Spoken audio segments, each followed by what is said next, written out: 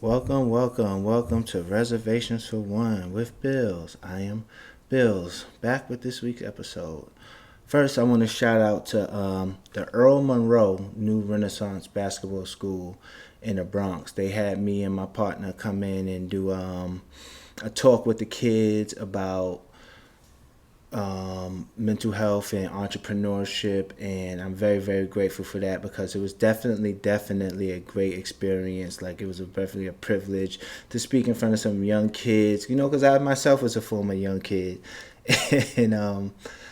And I just felt like it was just a surreal feeling just to speak in front. It was maybe about 60 kids asking me questions. I'm telling them the story of the origins of the Saturday brand, as well as just the origin of entrepreneurship, what I know, just letting them pick my brain. And so I really grateful for that opportunity, man. And honestly, I hopefully it helped some of the kids. I gave up some information that some of them could take in, and it helps them with what they're trying to go in their life. But it really helped me out a lot. Like, the fact that someone asked me to do that I'm doing something in life that they want me to pass down, made me feel good about myself and good about what I'm doing and my choices and my decisions to be here, because this stuff is hard sometimes. And I definitely want to thank those kids because they inspired me. They definitely inspired me to go harder. So I want to thank them. Thank you for the opportunity, and back to work, going harder. What else happened this week? Oh, I seen that Jamie Foxx is out the hospital. Shout out to Jamie Foxx, man. I heard he was going through like a lot of bad health issues. It was all on the internet, and then I heard that he's out good, man. That's good, because Jamie Foxx is definitely one of the most underrated people ever.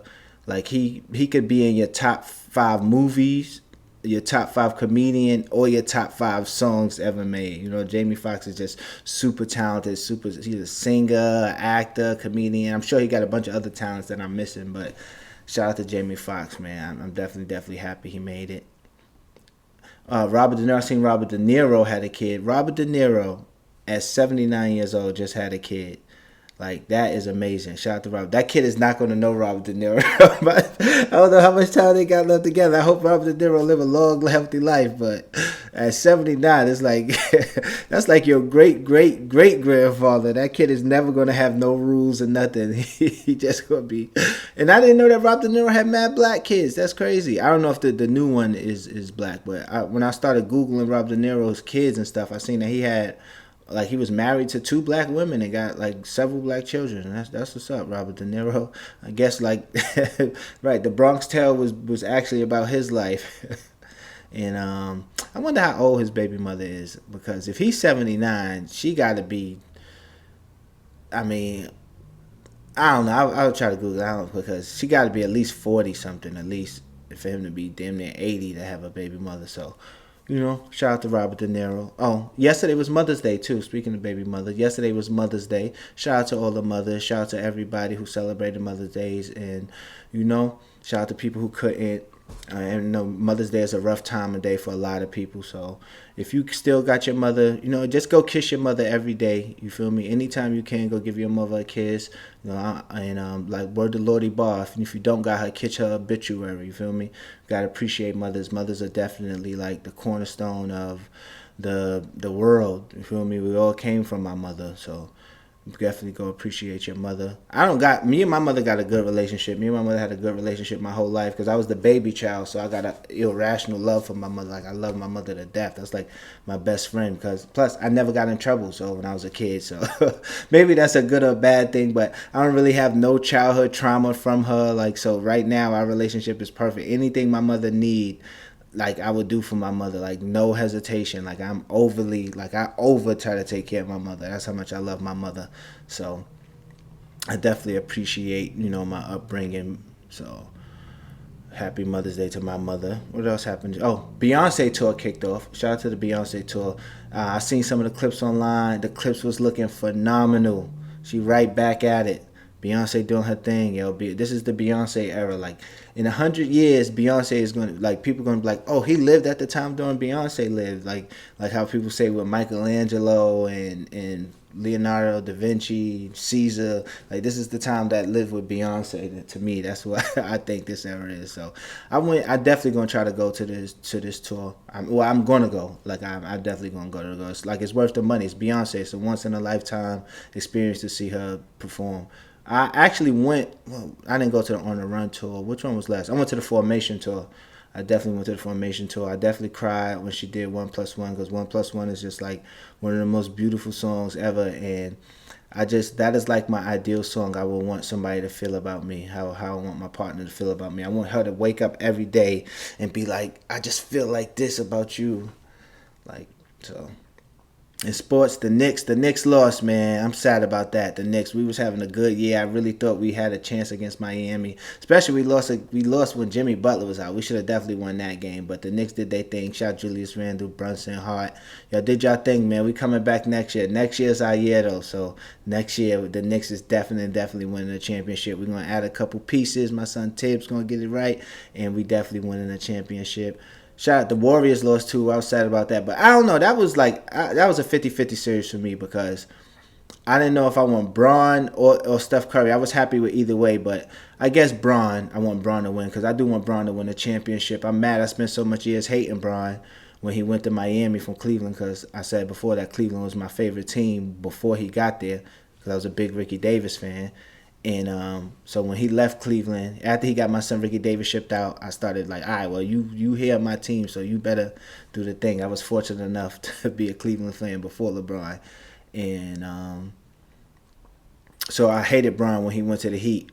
And even when he came back, I still was like iffy about him. But I'm mad I just spent so much years hating LeBron. Like this is greatness. Like LeBron is existing during the Beyonce era too. Like he's like one of the most popular, powerful figures during this time. And I just like it's about to be over. It's like I can't believe he's still even this good this late in his career. But we probably got 2 more 3 years of this, and I'm gonna cry when Bron retire. I'm not gonna lie. Like this is like I don't ever see a player like LeBron coming in the league again. Like I think that like this is the last of that era of that because it's just not. It's good players. Like it's people like KD is once in a lifetime. Just the career he had. LeBron never even had no serious injuries or nothing like that. So, and Philly lost. People to saying that the NBA is rigged. I don't think the NBA is rigged, but I definitely could see it being rigged because it's like, yo, if I'm giving you $40 million, you gotta do what I say. Like you gotta do like so much players get paid so much money. I could see them being actors. Like I definitely could see that. Even I'm not. I save my conspiracy theories for real shit, like government poisoning us, trying to kill us, shit like that. But the people who use it on the NBA stuff, I could see why they use it because I could definitely see it being rigged. Because if the script wanted to go a certain way and I'm paying you this much money, I want what's the best for my ratings. So if a Celtics and Lakers final is going to give me what I want and how much money we want and need, then goddamn it, we are having the Celtics Lakers final with Bron winning it. So I could definitely see why people would think the NBA was rigged. But shout out to Philly, man. Shout out to Joel Embiid. He got the MVP. But I kind of was hoping that they went. But fuck it, Jimmy Buckets might get the Celtics out of here. I'm just rooting for LeBron though. I'm just rooting for LeBron for the rest of the playoffs. That's it. And we do have a couple of questions from Axad Pitt. So let's get into the Axad Pitt questions. Sad Pitt. My ex-girlfriend from college made an album a couple years ago. 4 of the 8 songs on the album were diss tracks towards me. Last month, she made another song that's a dissing me again, but low-key confessing her love for me in the same song. And the guy she got with after me produced every song. How big of a win on a scale from 1 to 10?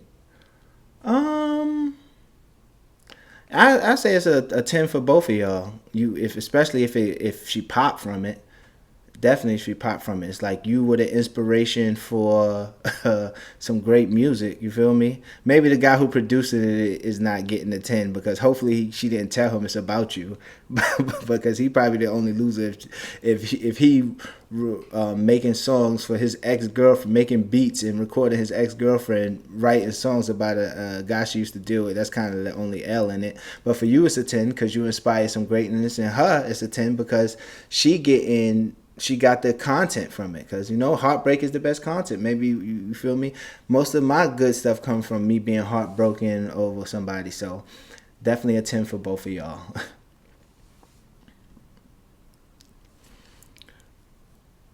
Why is peace, Sad Pit, why is peace not an option for people in a toxic relationship? Because you're not in it for peace. Like, that's not what you feel. I try to avoid toxic relationships at this stage in my life and age. I got just too much going on. But when you're younger, it is, you just in it for that feeling, that burning desire, that always wondering, that, some people do enjoy that. Like, that's what you in it for. Like, you're not in it for peace. You're in it for the thrill of it. You're in it for the rush.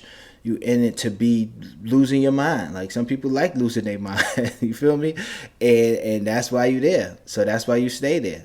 And once you grow out of that, you're not there for that no more. And that's when I feel like people stop getting into toxic relationships or toxic situation, because you could kind of tell from the start. Like, people always do change and stuff, but from the beginning you could tell if a relationship about to be toxic or not. Like, when people just ignore the signs. So, dear Bills, what is the perfect age to get into a serious relationship? And do you think that get into a serious relationship? And do you think there's a such thing as a perfect relationship? I don't really say it's no age. I really say it's about a time, or not even a time though, because you don't want to just be one of those people. I wouldn't want to be with somebody who would be like, well, I'm just ready to be with somebody, so then I'm being with you. You feel me? I'm not a time person.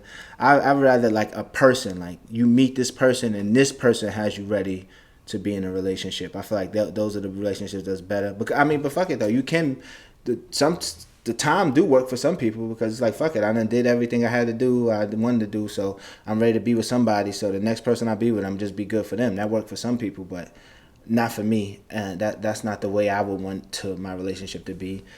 And it's just a perfect relationship for you. Like, it's not a perfect relationship. Everybody's definition of perfect is going to be different. It's just something that, like, some people need a relationship who could help them.